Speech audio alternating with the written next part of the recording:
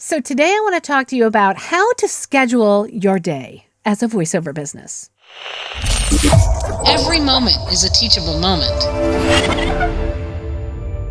So a lot of times when voiceover actors are just entering into the industry, they have a conception of, or they have the notion that they're going to be spending 8 hours of their day either auditioning or working in their studio. Typically, in order for you to gain work as a voice actor, you have to make sure, though, that people know that you are a voice actor and that you have a business and that you exist. And so there's going to be a lot of time in the very beginning when you're trying to get traction, when you're trying to get your business up and running, where you're going to be spending it outside of the booth. Not necessarily doing, 20,000 auditions a day, but actually doing things to grow your business. And that includes creating that website, updating the website with your most recent bio, uploading your demos and making sure that your demos are maybe separated out by spots and classifying each spot as a particular sound or a particular character. Creating that marketing presence, that online presence that, again, tells people that you are open for business and available for hire. A lot of time, I'm going to say it's the 80-20 rule. I mean, sometimes even more outside of your booth than inside of your booth, obviously.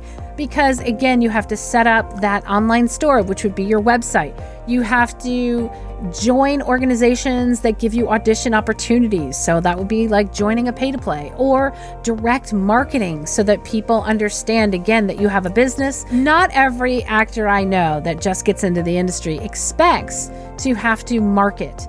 And again, if you have the resources, you can certainly outsource this and you can hire somebody to market for you so that you can spend a lot of your day in the studio auditioning and then hopefully getting those jobs if someone's doing a great job marketing for you, recording. And then, of course, there's also editing. So editing doesn't necessarily have to be done inside your studio. So once you do get that job, you're probably going to be spending a considerable amount of time number one, if you're new, learning how to edit, and then, of course, getting good at editing. And then if you can, and if you are able to, you can certainly outsource your editing. And so there's a lot of things that take up time in that process as well. For every finished hour of audio, it would take me at least 4 to 5 hours just to edit it. And remember, if you have an hour of finished audio, it takes an hour to listen to it to make sure that you have accuracy. And then, of course, you have to go in and pinpoint and take out breaths and do all those other things. So there is a little bit of time involved in that. There's, of course, a lot of time involved in setting up your shop, creating that website, creating social media presence, creating marketing materials. And that includes marketing materials to, send out to potential clients, either direct email marketing or creating posts so that people know that you exist so that they can hire you, then social media, and also connecting with people, networking, and then also taking classes, always making sure that your skills are up to date, current, and relevant. So as you can see, there's an awful lot of things that you have to do besides being in your booth. So to schedule your day, especially when you're just beginning, make sure that you're allocating time in your day to do that marketing, to do that creation of your online store.